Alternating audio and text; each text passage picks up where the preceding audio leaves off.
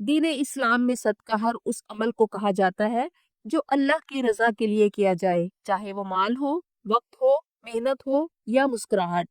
لوگوں کو کسی بھی شکل میں فائدہ پہنچانا صدقہ ہے۔ بہترین صدقہ مال خرچ کرنا اور کھانا کھلانا ہے۔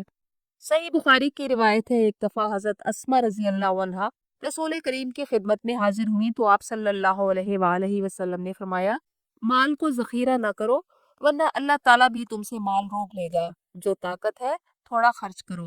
حدیث قدسی ہے، اللہ تعالیٰ فرماتا ہے، اے ابن آدم تو خرچ کر، میں تجھ پر خرچ کروں گا۔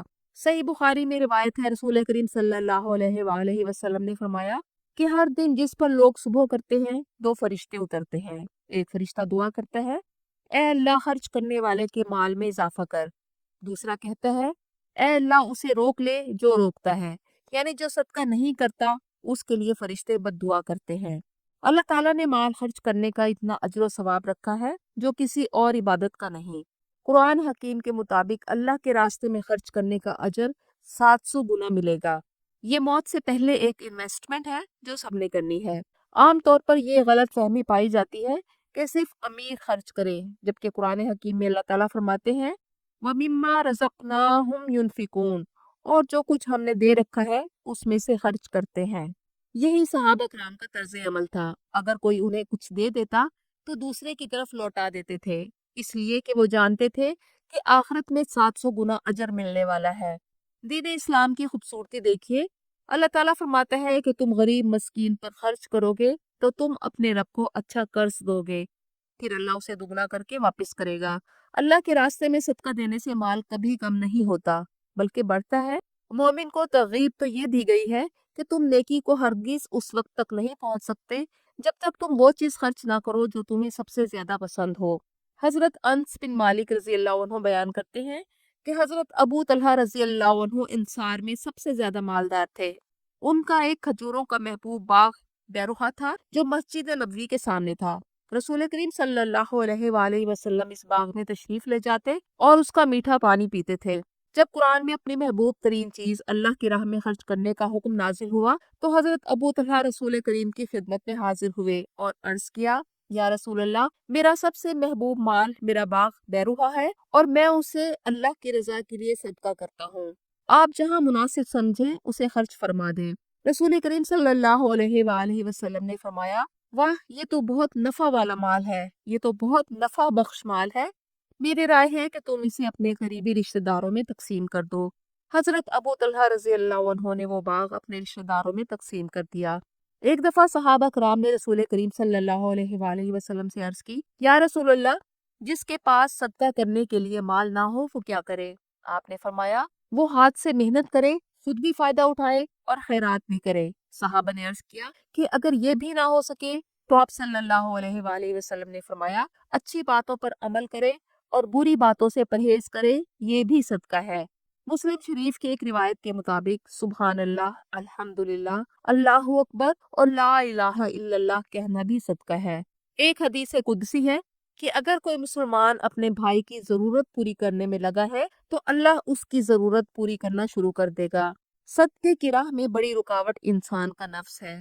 شیطان مومن کو خرچ کرنے سے ڈراتا ہے کہ خرچ کر کے تم فقیر بن جاؤ گے اور بے حیائی کے کاموں کی طرف مائل کرتا ہے، جبکہ اللہ تعالیٰ مغفرت کی طرف بلاتا ہے اور یہ وعدہ کرتا ہے کہ جو اللہ کی راہ میں خرچ کریں گے تو اللہ اسے بڑھا کر واپس کرے گا۔ دین اسلام میں صدقات کے مستحق لوگ بیان کر دیے گئے ہیں، جن میں سب سے پہلے صدقات کے مستحق انسان کے گھر والے ہیں، جن میں ان کی بیوی، بچے، بہن بھائی اور پھر رشتہ دار شامل ہیں۔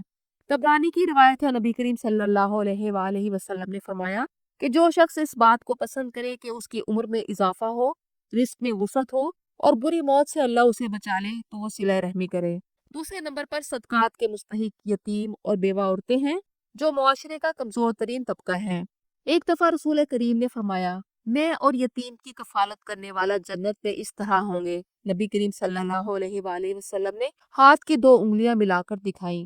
اس کے بعد صدقات کے حقدار مساکین ہیں جو اتنی استطاعت نہ رکھتے ہوں کہ اپنے پاؤں پر کھڑا ہو سکیں، اور نہ ہی وہ لوگوں کے سامنے دستے سوال دراز کرتے ہیں۔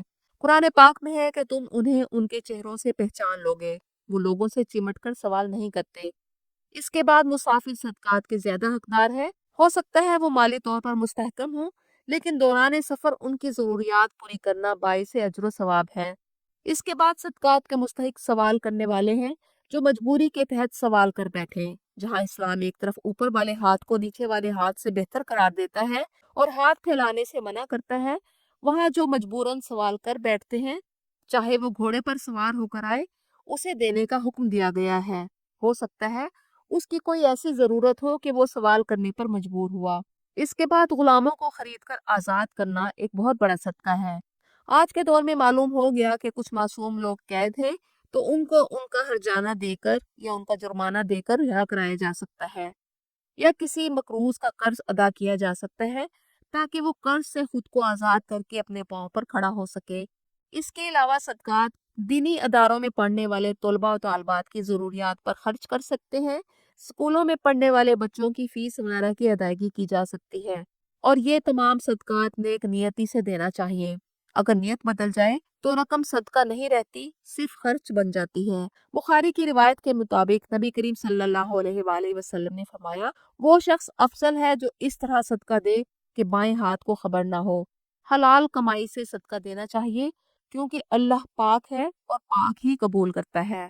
قرآن حکیم کے مطابق اپنے صدقات کو احسان جتا کر ضائع نہیں کرنا چاہیے، اور جسے صدقہ دیا جا رہا ہے اسے یہ بتانا بھی ضروری نہیں کہ یہ صدقہ ہے، بلکہ قرآن حکیم کے مطابق اعلانیہ صدقہ بھی دیا جا سکتا ہے، جو کہ دوسروں کو صدقہ کی ترغیب اور شوق دلانے کے لیے کیا جائے۔ چھوٹی سے چھوٹی چیز صدقہ کی جا سکتی ہے۔ رسول کریم صلی اللہ علیہ وآلہ وسلم نے فرمایا، آگ سے بچو چاہے کھجور کا ٹکڑا دے کر ہی کیوں نہ ہو۔ صدقہ دینے میں دیر نہیں کرنا چاہیے۔ رسول کریم نے فرمایا کہ لوگوں پر ایک ایسا وقت آئے گا کہ ایک شخص سونے کا صدقہ لے کر پھر رہا ہوگا، پھر اسے کوئی ایسا شخص نہیں ملے گا جو اس سے وہ صدقہ لے لے۔ لہٰذا صدقہ دینے میں جلدی کرنا چاہیے۔ صدقہ جاریہ وہ نیکی ہے جو مرنے کے بعد بھی چلتی رہتی ہے۔ پانی کے لیے کنواں کھدوا دیا جائے، مدرسہ مسجد بنوا دی جائے، دوسروں کو علم سکھا دیا جائے، یہ سب صدقات ہیں جن کا اجر انسان کو اس کے مرنے کے بعد بھی ملتا رہتا ہے۔ صدقہ صرف غریب کو نہیں بدلتا بلکہ دینے والے کو بھی بدل دیتا ہے۔ صدقہ مصیبتیں ڈالتا ہے، رزق میں برکت لاتا ہے، دل میں سکون پیدا کرتا ہے، اور طبرانی کی روایت کے مطابق صدقہ مصیبتوں کو اس طرح ٹالتا ہے جس طرح پانی آگ کو بجھا دیتا ہے۔